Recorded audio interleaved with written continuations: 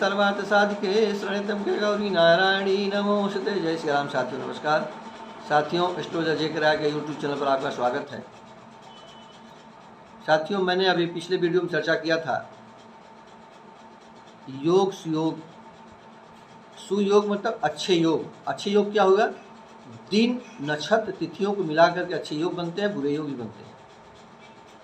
इन्हीं पर हमारे सारा मुहूर्त का जो सिद्धांत है इन्हीं योग से आधार होता है।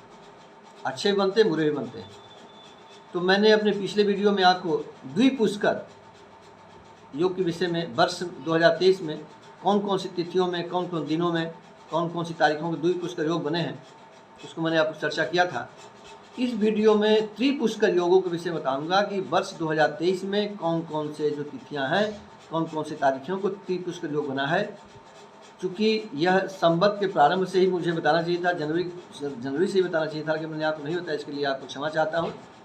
अभी मेरे दिमाग में आया तो मैंने आपके सामने शेयर कर रहा हूँ। इसलिए जो पिछले मुहूर्त होंगे उनको भी मैं बता दूंगा आपको जो है, चूँकि वो बीत गए, उनसे कोई मतलब नहीं, फिर भी आपकी जानकारी के लिए ठीक रहेगा।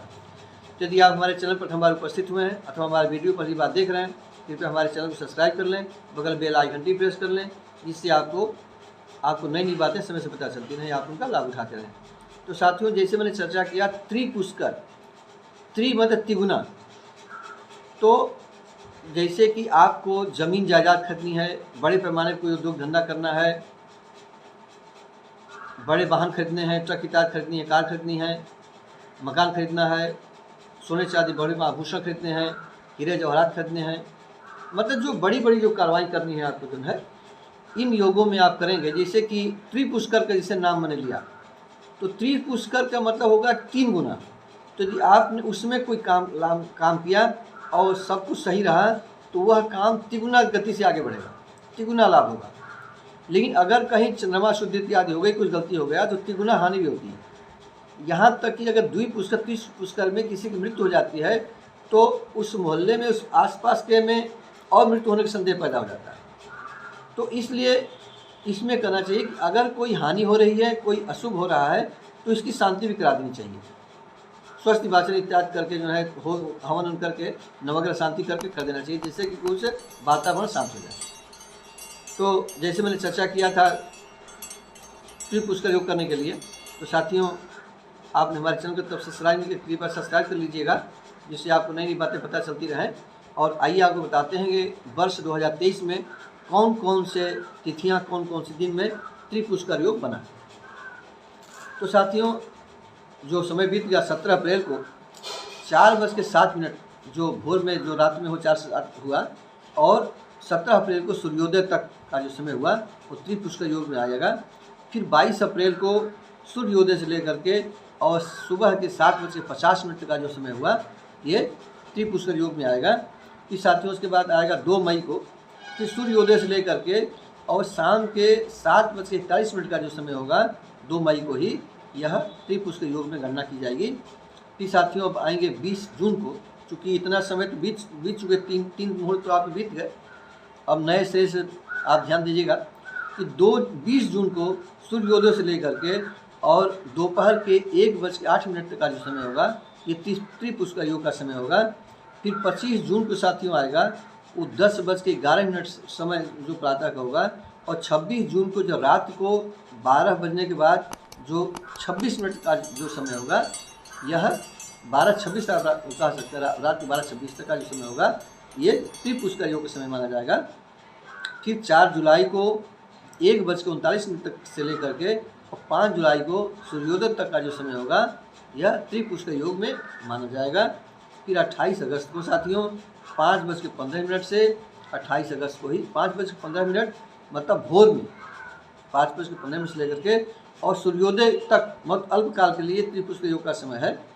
फिर 5 सितंबर को दोपहर में 3:47 से, दोपहर में 3:47 से लेकर के और 6 सितंबर को सूर्योदय तक का जो समय होगा, यह त्रिपुष्कर योग में गणना इसकी होगी।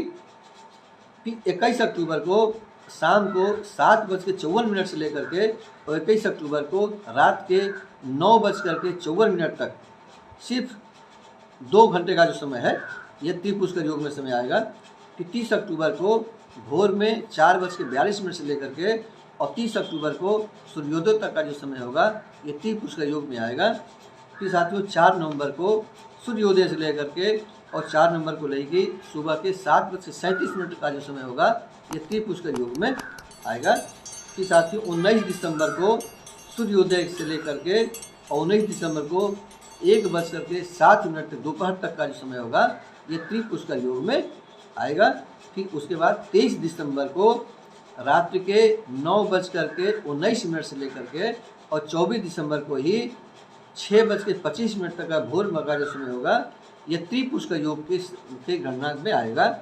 तो साथियों यह 2023 में किन किन तिथियों में किन किन तारीखों में त्रिपुष्कर योग बना मैंने आपको बताया, क्योंकि मैंने सुबह पहले चर्चा कर दिया था कि इन तिथियों में अगर कोई काम आप करेंगे, काम सफल हुआ तो तिगुना लाभ देगा और हानि हुई तो तिगुनी हानि हो जाएगी। यदि आपने अगर कोई सेटअप डाला और आपने देख रहे हैं कोई भी माइनस पॉइंट हो रहा है तो तत्काल उसमें शांति जरूर करा लीजिए ताकि आप अशुभ घटना से बच सकें।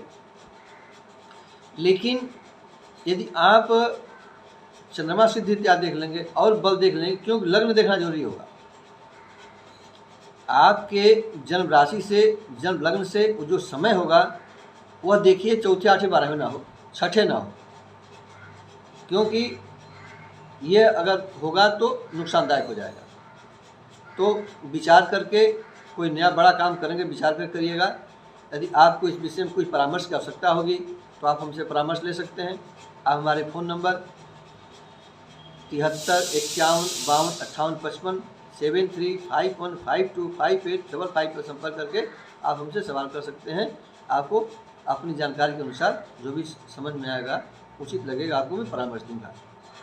तो साथियों, आपने हमारे वीडियो को शुरू से अंत तक देखा, इसके लिए आपको बहुत बहुत धन्यवाद, साधुवाद। मिलते हैं अगले वीडियो में। हाँ, एक बात कहना भूल गया कि आपको ये बातें अच्छी लगें, क्योंकि देखिए बातें मैं बड़ी मेहनत से आपके सामने प्रस्तुत करता हूँ। आपका कल्याण हो, आपका भला हो, आप परेशानी से बचे रहें, इसलिए इन चीज़ों का निर्माण करता हूँ, खोजता हूँ, आपको बताता हूँ।